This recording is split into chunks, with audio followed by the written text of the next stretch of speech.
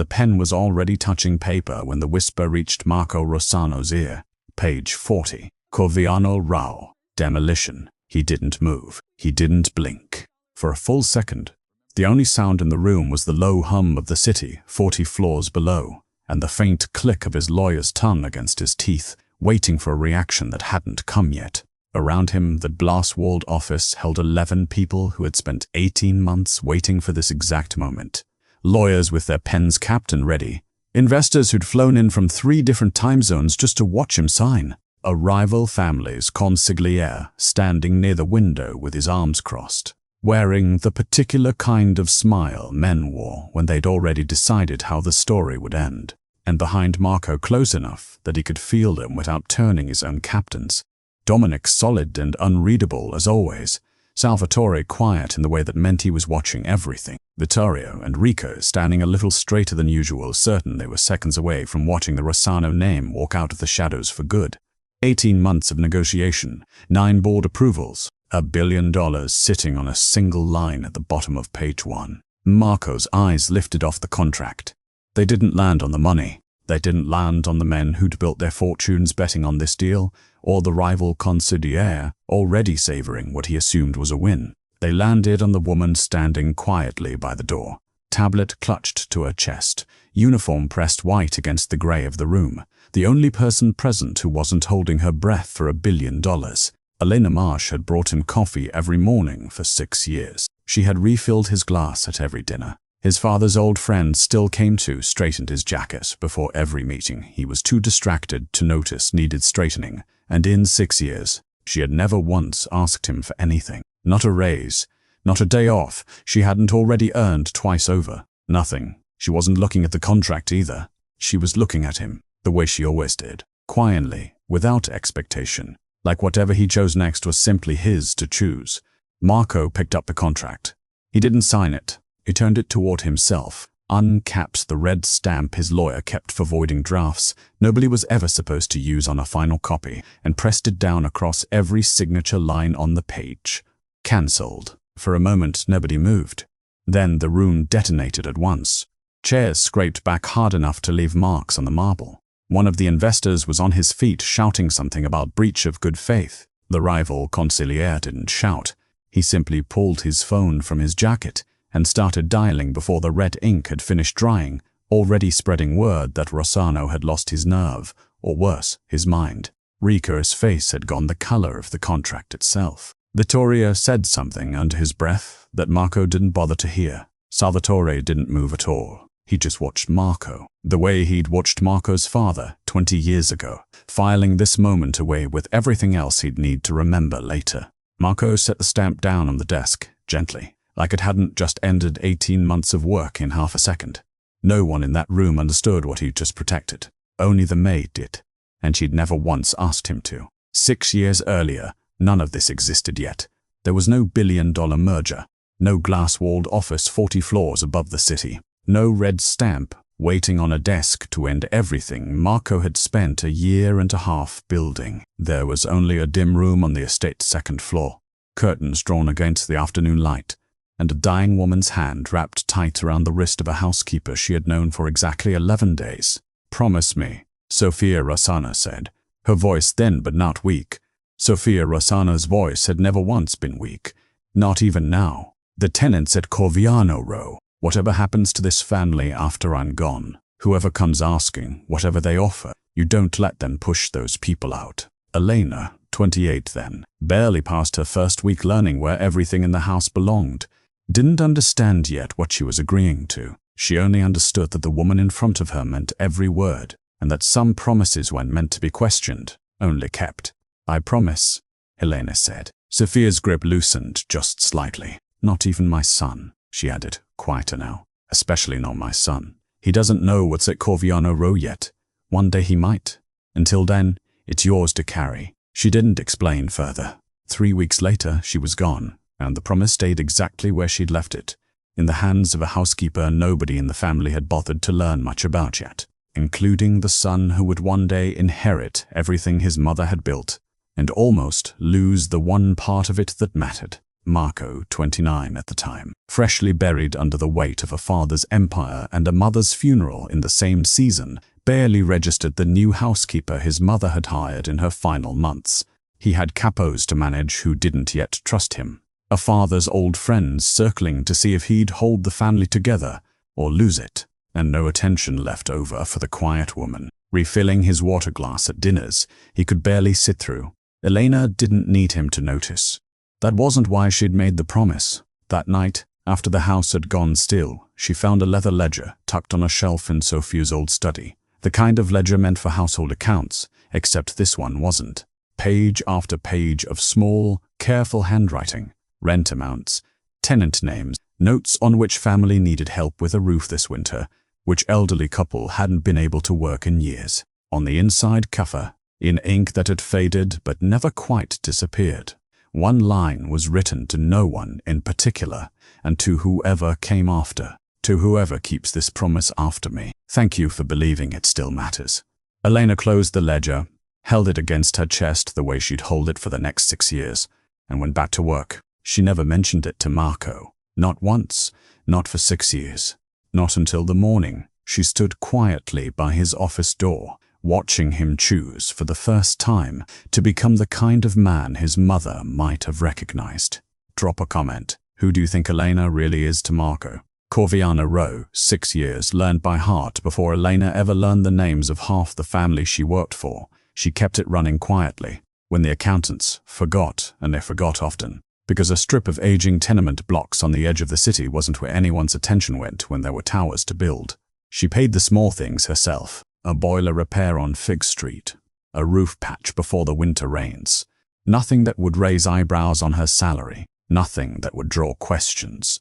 Just enough to keep Sophia's promise breathing in the gaps nobody else noticed. Once a month, on her one day off, she rode 2 buses to Corviano Row and sat in Mrs. Inn, Alchieri's kitchen, drinking coffee too strong to be polite about listening to complaints about a grandson who never called. And a landlord, not the Rosanos, a management company 3 names removed from them, who kept threatening rent increases nobody could pay. Elena wrote it all down, not because anyone asked her to, because someone had to, and the ledger on her shelf back at the estate had been waiting 6 years for a next entry that mattered. Inside the house, she was furniture. She had made her peace with that a long time ago. There was a kind of freedom in being unseen, in moving through rooms full of powerful men who never once wondered what she carried home in her head. But peace didn't mean it never stung. Vittoria, mid-argument with Rico over a shipment schedule neither of them would say aloud in front of company, snapped his fingers without looking up. Coffee. Elena set down the folded linens she was carrying, went to the kitchen, and brought it back, black the way he liked it. The way he'd never once told her he liked it. She'd simply learned. The way she learned everything in that house by watching from the edges where no one thought to look. He didn't say thank you. He didn't say anything. His fingers found the cup without his eyes ever leaving Rico's face. She'd stopped expecting otherwise years ago. Marco existed on a different floor of the same house, figuratively mostly, though those days he was rarely even in the building. 18 months into the merger, he was a man assembling a version of himself, brick by brick.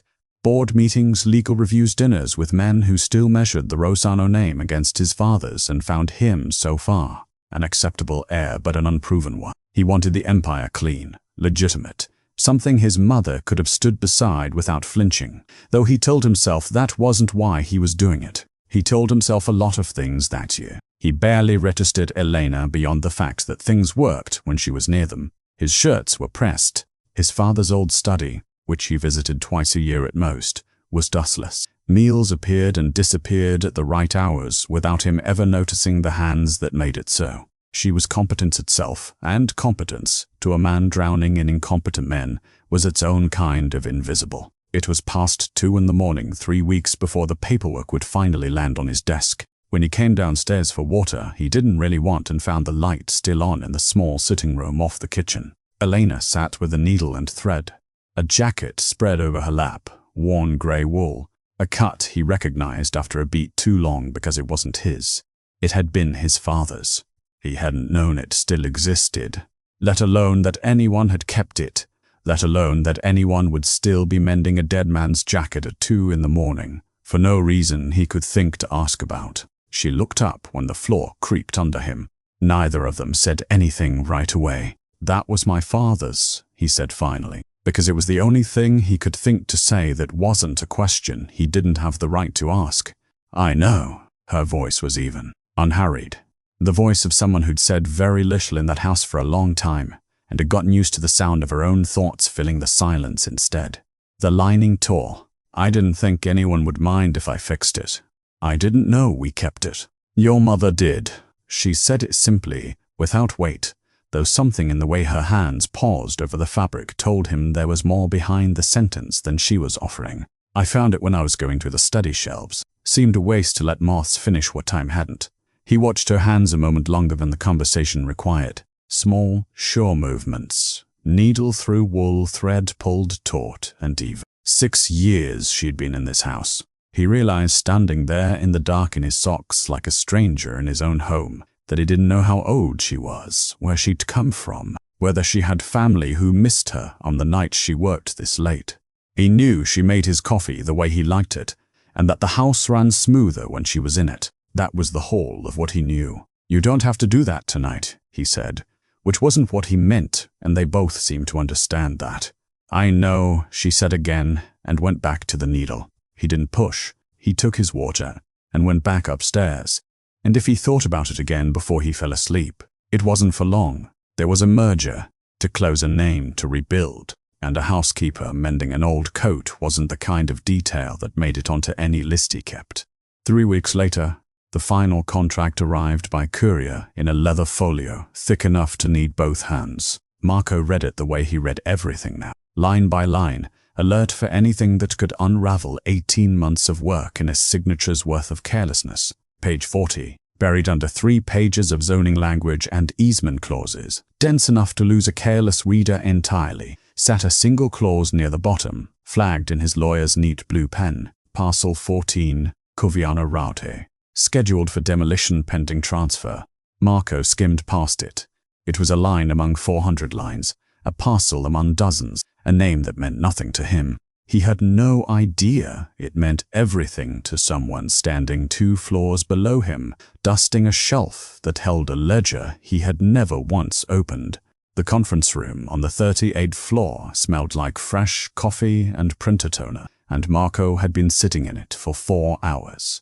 Section 12, subsection 4, his lead counsel said, tapping a manicured finger against the tab in the binder. Standard indemnification language, but we tightened the carve-outs after the second review.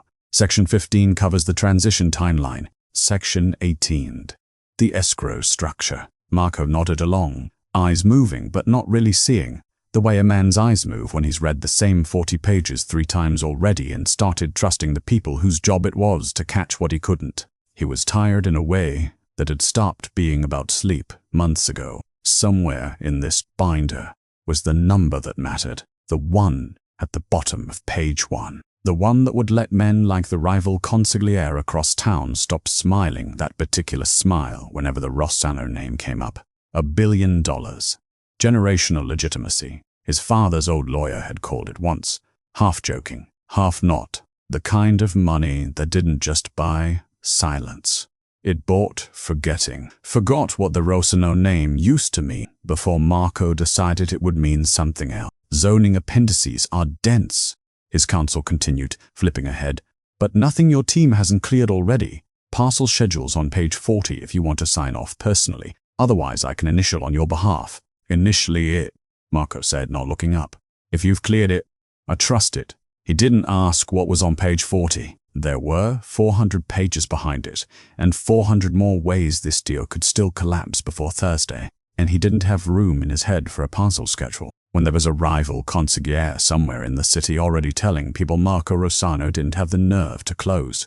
Elena came in a little after 5, a folder of signed household invoices under one arm, the kind of small administrative visit that happened once a week and drew no one's attention. She set the folder on the corner of his desk, the way she always did, careful not to disturb the papers already spread across it. That was when she saw it. A single loose page, separated from the binder, left face up beside his coffee. Someone's working copy, marked in blue pen. Her eyes caught the header before she could stop them. Parcel 14, Corviano Row. Below it, a single line, flagged and initialed, scheduled for demolition pending transfer. She didn't stop walking. She didn't let her face change. 6 years in that house had taught her exactly how to hold herself in rooms full of people who never really looked at her, and she used every year of it now, setting the folder down, murmuring something about the invoices needing his signature by Friday and leaving the way she'd come in, unhurried, unremarkable, invisible.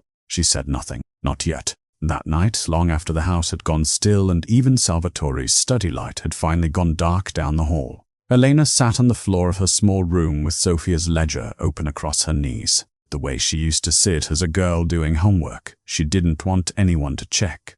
She turned the pages, slowly, names she'd added herself over 6 years, in handwriting that had started careful and imitative of Sophia's and had, somewhere along the way, become entirely her own. Mrs. Alchieri, the Ferraro family, 3 kids. Father working 2 jobs since the accident.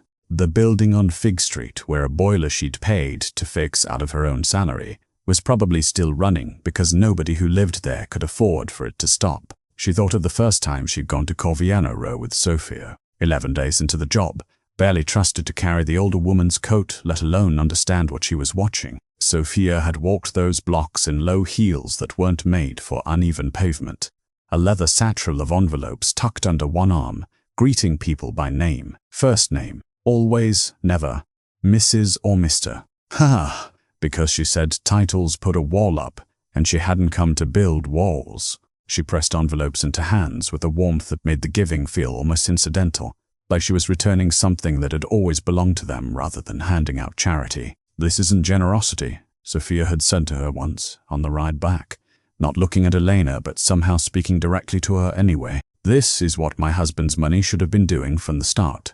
If anyone had bothered to ask what it cost the people it was made from. Elena hadn't understood the lesson then. She understood it now, sitting on her floor at nearly midnight with a page 40 clause burning behind her eyes. Signing day was set for the following Thursday. She'd heard it in passing, Dominic mentioning it to Salvatore over breakfast. The particular likeness in both their voices that told her everything about what this deal meant to the men who'd spent their whole lives waiting for the Rossano name to walk somewhere respectable. Rico had actually smiled at her in the hallway that morning, an unguarded, boyish thing she'd never once seen on his face in 6 years. Vittorio had started talking about vacation, about finally taking his kids somewhere that wasn't a hideout, an empire climbing out of the shadows. That was what everyone kept calling it, like it was a fact already settled. Like the shadows in question hadn't been home to people whose names Elena had spent 6 years writing down by hand because no one else would. She turned to the final blank page of the ledger, the one she'd left empty for years, without knowing why, some instinct telling her it was waiting for something specific, something that mattered more than a boiler repair or a rent envelope. She uncapped her pen, held it above the page a long moment, the way Sophia must have held hers once, deciding what kind of promise a person was allowed to write down before they knew if they could keep it. Then she wrote, in the same careful hand she'd used for 6 years, "He doesn't know yet. I hope he remembers before it's too late." She closed the ledger, set it back on its shelf, and turned off the light. The boardroom on the 40th floor had been dressed for a coronation. Marco could feel it the moment he walked in, the particular hush of a room that already believed it knew how the next 10 minutes would go. Glass walls on 3 sides, the city spread out beneath them in a haze of July heat, close enough to touch and far enough below to feel like something Marco was finally, after 18 months, about to rise above. 11 people arranged themselves around the long marble table like pieces set before a game whose outcome had already been decided. Lawyers with pens capped and ready, folders squared at perfect right angles, investors who'd flown in from 3 time zones, checking watches less out of impatience than out of the particular satisfaction of men who'd learned to enjoy waiting for money they already considered theirs. Near the window arms crossed stood the Costa family's consigliere, a narrow silver-haired man named Enzo who'd spent 18 months making it clear in the careful language men like him used instead of threats that he didn't believe the Rossano name belonged in rooms like this one. He wore the smile of a man who'd already written the story's ending and was simply waiting to watch it happen in real time. Behind Marco, close enough to feel without turning, stood the only 4 people in the room who mattered to him. Dominic, solid, unreadable. Salvatore, quiet in the way that meant he was cataloging every face for later. Vittorio and Rico standing straighter than usual. The posture of men who believed they were seconds from watching their family's name walk out of 30 years of shadow for good. Marco sat. The contract was already open in front of him. Page 1 turned up, a single line at the bottom in bold type. The number that had consumed 18 months of his life. His lawyer set a pen beside his hand. Signature lines are flagged throughout, the lawyer murmured, close to his ear, the tone of a man reading off a checklist he'd read 100 times already. Page 1, page 12, page 30. And a pause, brief enough that no one else in the room would have caught it, but Marco did. Page 40, the demolition clause on parcel 14, just flagging it again for the file. Corviano Rao. The words landed somewhere. Marco didn't expect them to land. He didn't move. He didn't blink. For 1 full second, the only sound in the room was the low hum of the city, 40 floors down, and the faint click of his lawyer's tongue against his teeth, waiting for a reaction that hadn't come yet. Marco's eyes lifted off the contract. They didn't go to the money. They didn't go to Enzo's waiting smile, or the investors leaning forward almost imperceptibly, or his own capos standing tall behind him, certain of what came next. They went to the woman standing quietly by the door, a folder clutched to her chest, uniform pressed white against the gray of the room, the only person present who wasn't holding her breath for $1 billion. Elena wasn't looking at the contract either. She was looking at him, the way she always did, quietly, without expectation. Like whatever he chose next was simply his to choose and had always been, and in that half-second, something in Marco's chest turned over completely. He saw his mother's handwriting, faded ink on the inside cover of a ledger he'd never known existed, until 3 days ago, when Elena had finally set it on his desk without a word and let him read it alone. To whoever keeps this promise after me. He saw Elena at 2 in the morning, needle in hand, mending a dead man's jacket nobody had asked her to save. 6 years of coffee poured exactly right, without ever being taught. 6 years of a woman who had never once asked him for anything, and who had spent every one of those years quietly keeping a promise that was never hers to keep because no one else had bothered to. Marco picked up the contract. He didn't sign it. He turned it toward himself, uncapped the red stamp his lawyer kept for voiding drafts nobody was ever supposed to use on a final copy, and pressed it down across every signature line on the page. Cancelled. For a moment, nobody moved. "So is Ernio and Uail." An investor shot to his feet, shouting something about breach of good faith, about lawsuits, about 18 months and 9 board approvals gone in a heartbeat. Enzo didn't shout. He simply pulled his phone from his jacket, unhurried, already dialing before the red ink had finished drying, already spreading word across the city that Rossano had lost his nerve, or worse, his mind. "Are you out of your mind?" Rico's voice cracked across the chaos, louder than Marco had ever heard him speak in front of outsiders. $1 billion, Marco. $1 billion. You're going to throw that away. For what? For some old building nobody's lived in that matters to anyone. His face had gone the color of the contract itself. "This is exactly what they said you'd do. You had one job today, and you..." "Enough." Salvatore's voice, quiet, cut through it, though even he didn't move, didn't step forward, just watched Marco the way he'd watched Marco's father 20 years ago, filing this moment away with everything else he'd need to remember later. The investors were gathering their folders now, murmuring to each other, already halfway out the door. Vittorio said something under his breath. Marco didn't bother to hear. Within minutes, the room had emptied itself of everyone except the wreckage. Scattered papers, overturned chairs, a stamp resting gently on the desk like it hadn't just ended everything. Marco sat alone in the ruins of it. And only then did he let himself exhale. Elena hadn't moved from the door. "Why didn't you tell me?" he asked. It was the first real question he had ever asked her in 6 years. Not an instruction, not a request for coffee, not a comment on a jacket that needed fixing, but an actual question. One that wanted an actual answer. She considered it a moment, the tablet still held against her chest like something she was protecting rather than carrying. "It was never mine to tell you how to run your family," she said simply. "Drop a comment.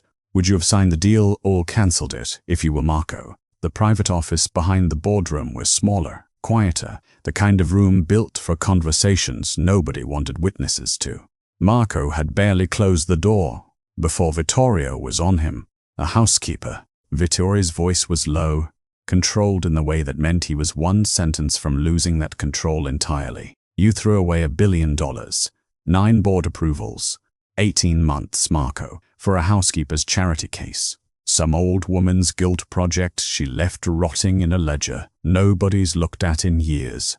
You don't know what's in that ledger, Marco said. I don't need to know what's in it. I know what it cost us to walk out of that room. Rico paced the length of the office, jaw tight, still wearing the flush of humiliation from upstairs. Enzo's probably telling half the city right now that you folded, that you're your father's son in name only. Everything we've spent 2 years building. Everything Elena spent 6 years building, Marco said. And something in his own voice surprised him. Steady, certain, in a way he hadn't felt about much of anything since his mother died. Sit down, both of you. Salvatore hadn't spoken. He stood near the window with his arms folded, watching Marco with the same unreadable patience he'd worn upstairs.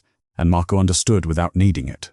Said aloud that Salvatore was the only one in the room actually waiting to be convinced, rather than already certain he was right. Marco left without another word and came back 8 minutes later with the ledger under his arm. Elena had handed it to him without hesitation when he'd asked. No explanation needed on either side. Just a quiet of course, and eyes that told him she'd known this moment was coming before he had. He set it on the desk and opened it to the first page.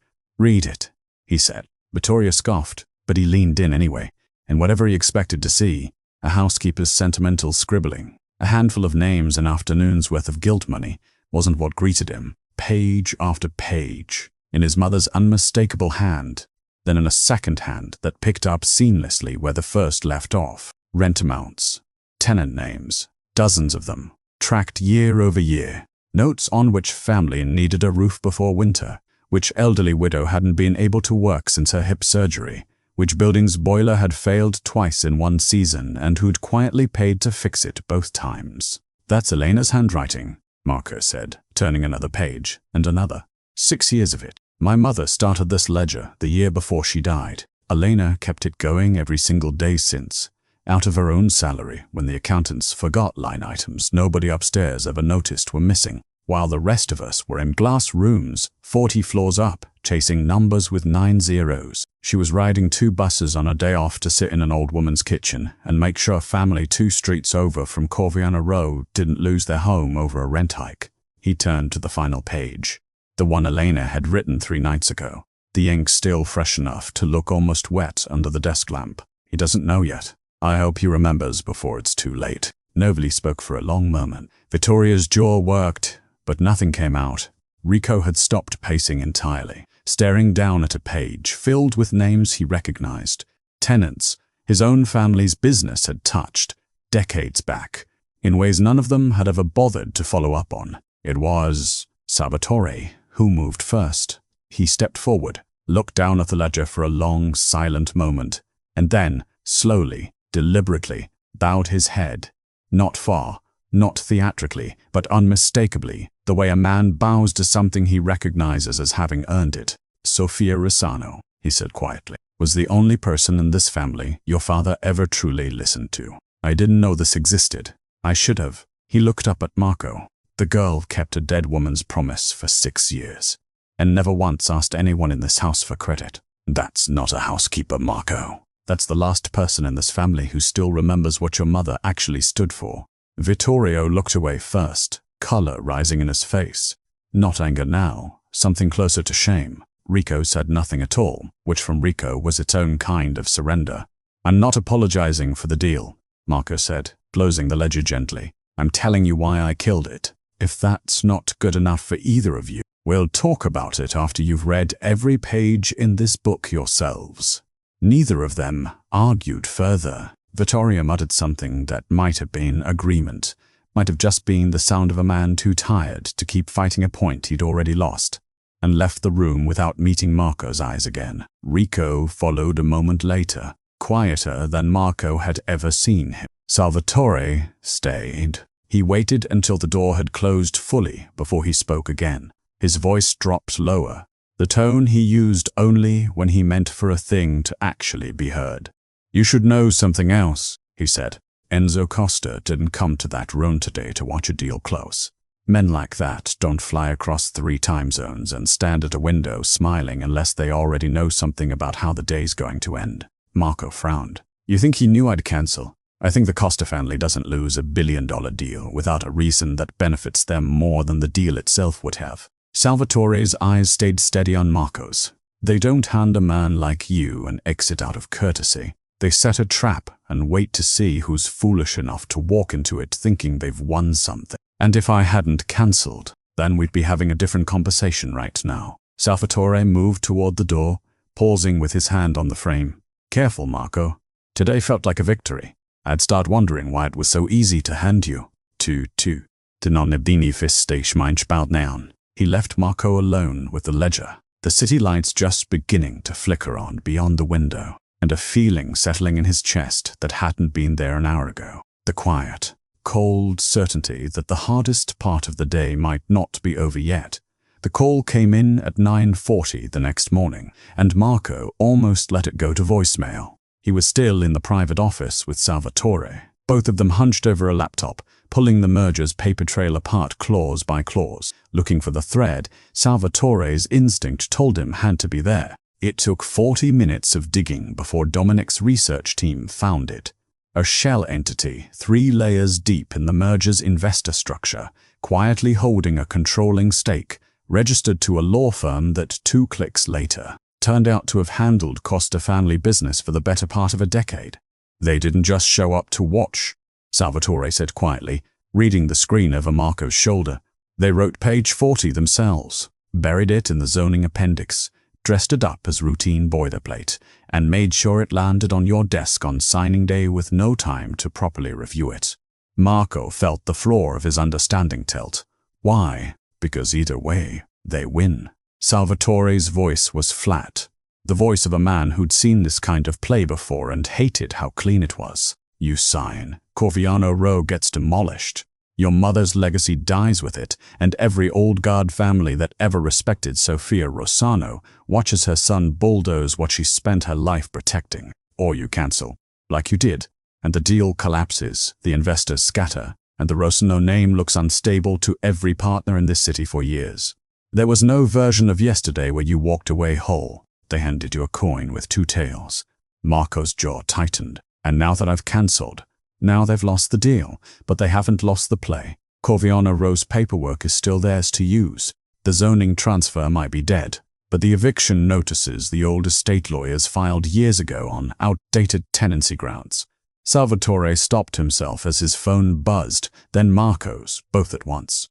Dominic's name lit up Marco's screen. He answered on the second ring, and before he'd even said hello, he could hear it. Noise behind Dominic's voice, shouting, a woman crying somewhere close to the phone. "Marco." Dominic's voice was tight, fast, nothing like his usual calm. "Elena called me 6 minutes ago. She's at Corviano Row. Men showed up with eviction paperwork, saying the property transfer already went through, using old estate documents, the ones from before your mother died. They're moving, building to building. Mrs. Alchieri's place first. Elena's standing in the doorway refusing to let them in, and they are not being patient about it." Marco was already on his feet. Costa's men, has to be. Nobody else has a reason to move this fast, this sloppy, on paperwork that's 6 years expired. "Get a car." Marco was already moving toward the door, jacket half on. "I'll have 4 men there in 15 minutes, Dominic said. 10 if you want it done. Quiet instead of fast."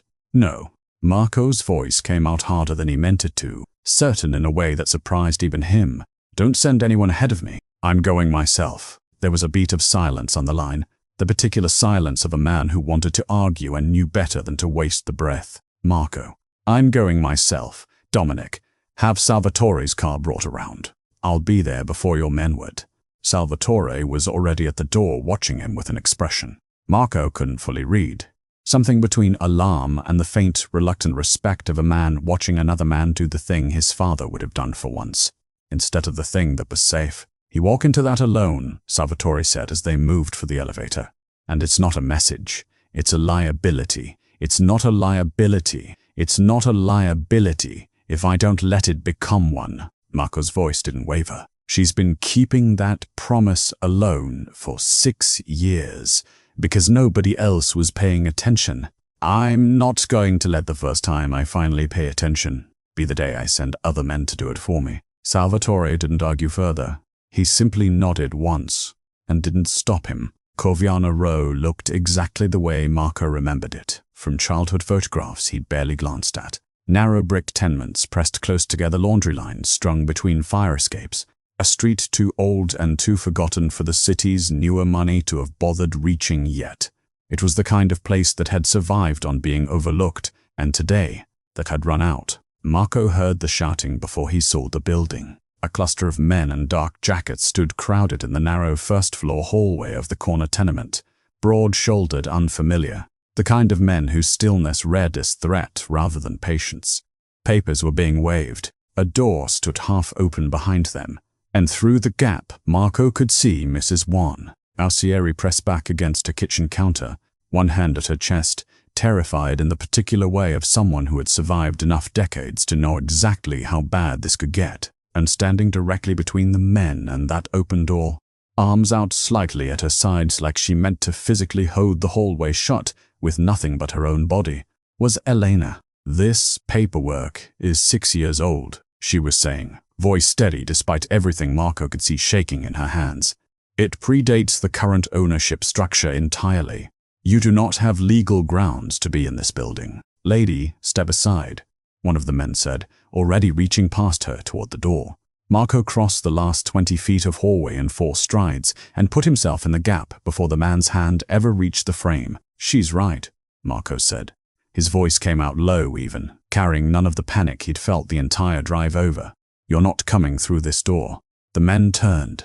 One of them recognized him. Marco could see it land the flicker of surprise at finding Marco Rossano himself standing in a narrow hallway, on the wrong side of the city alone. No jacket, no security. Nothing between him and 4 men who'd clearly been sent expecting no resistance at all. The lead enforcer's mouth curved into something that wasn't quite a smile. You really want to do this yourself, Rossano? No men. No backup. Just you. Marco didn't move from the doorway. Just me, he said. The lead enforcer took a step forward, testing him. You're a long way from your glass office, Rossano. Nobody up there to watch you play hero down here. Marco didn't answer. He didn't move his hands. Didn't square his shoulders the way men did when they wanted a fight. Didn't blink when the man leaned in close enough that Marco could smell the cigarette smoke on his jacket. He simply stood in the doorway, feet planted, and said nothing at all. You gonna hit me? The man pressed. Go ahead. Give me a reason. I'm not going to hit you. Marco's voice stayed level, almost bored. The voice of a man utterly unbothered by the size of the threat in front of him. I'm going to stand here. That's all. You can push past me if that's really what you came here to do. But you'll have to actually do it in front of a phone that's already recording in a hallway full of people who remember your face. Behind him, out of sight, he could hear the faint click of a phone camera. Whether it was Elena's or one of the neighbors gathering in doorways up and down the hall, Marco didn't know and didn't need to. He'd learned enough in 18 months of boardrooms to know that men who worked in shadows hated nothing more than a witness. The second enforcer, younger, glanced at the lead man, uncertain. Boss said, get the buildings cleared. Didn't say nothing about this. Boss didn't say, deal with Rossano standing in the doorway. Either, the lead man muttered. And for the first time, something shifted in his face. Not fear exactly, but the particular calculation of a man realizing the job in front of him had stopped being simple. Marco held his ground and said nothing further. He'd learned that too, somewhere in the last 24 hours, that silence, held long enough by a man who genuinely wasn't going to move, unsettled people more than shouting ever could. Shouting was a threat you could measure. Stillness like this had no edge to grab onto. The seconds stretched. Somewhere down the hall, a baby was crying, and Mrs. Hurtris. Alcieri's ragged breathing was audible through the half-open door behind Marco, and still he didn't move, didn't reach for a phone, didn't raise his voice. Just stood in the exact spot his mother must have stood 100 times with envelopes in her hands instead of enforcers in front of her. Finally, the lead man stepped back. Just half a pace, but it was enough. This isn't over, he said, folding the paperwork back into his jacket with more force than the motion required. Costa's not going to let this go. Neither will I, Marco said quietly. The men filed out one by one, the youngest glancing back once at Elena still framed in the kitchen doorway, before the street door swung shut behind them and the narrow hallway went suddenly completely quiet. Marco let out a breath. He hadn't realized he'd been holding the entire time. Lena stepped out from behind him then, tablet still clutched to her chest the way it always was, the way it had been in a glass boardroom just a day before. Her hands were steady now, though Marco suspected they hadn't been a few minutes ago. She kept her promise, Elena said quietly, looking at him in a way she never quite had before. Not the careful, unreadable patience of 6 years of service, but something raw, something that had been waiting a long time to be seen. Now you're keeping yours. Marco didn't have an answer that felt big enough for the moment, so he didn't try to find one. He simply reached past her, gently, and pushed the kitchen door open the rest of the way, and went in to check on Mrs. Alchieri himself. Months later, Corviano Row looked like a different street. Not glossy, not gutted and rebuilt into something unrecognizable. Marco had insisted on that, quietly, in every meeting with the contractors he funded, without ever putting his own name on a single piece of paperwork. Fresh paint over old brick. Boilers replaced before they failed instead of after. A roof over Fig Street that no longer needed Elena's salary to survive the winter because there was finally a proper line item for it. Buried deep enough in the estate's books that no accountant would ever again get to forget it existed. Elena still ran the house. Some things hadn't changed. She still knew where everything belonged before anyone thought to ask. Still moved through the rooms with the same quiet competence that had once made her invisible to everyone in it but him. But there were smaller differences now, ones that mattered more than they should have. Marco walked her home on the evenings she visited Corviano Row instead of the other way around, the two of them making the same 2-bus trip she used to make alone once a month for 6 years. Except now he sat beside her the whole way asking questions about tenants whose names he was finally starting to learn himself. And the ledger no longer lived on a dusty shelf only Elena's hands ever touched. It sat on Marco's own desk now, in the study that had once been his mother's, its leather cover soft with age, its pages full of 2 handwritings that had quietly carried the same promise for years without either woman ever meeting the man who would eventually inherit it. One evening, with the desk lamp warm against the paper and Elena somewhere downstairs closing up the kitchen for the night, Marco opened the ledger to its next blank page. He thought for a long moment about what to write. Not an accounting entry. Those existed elsewhere now, properly, openly. Something else. Something that belonged in the same tradition as his mother's line on the inside cover, the one that had waited 6 years for someone to answer it. He uncapped his pen. To whoever keeps this promise after me, he wrote, beneath the handwriting of a woman who'd taught him more from beyond the grave than she ever had while she was alive. Thank you for showing me it still mattered. He set the pen down. Outside his window, the city lights blinked on over a skyline that no longer needed a billion-dollar deal to prove the Rossano name meant something. The ledger was no longer a secret kept. It was a promise shared. Drop a comment. Is there a promise from someone you lost that you still try to keep?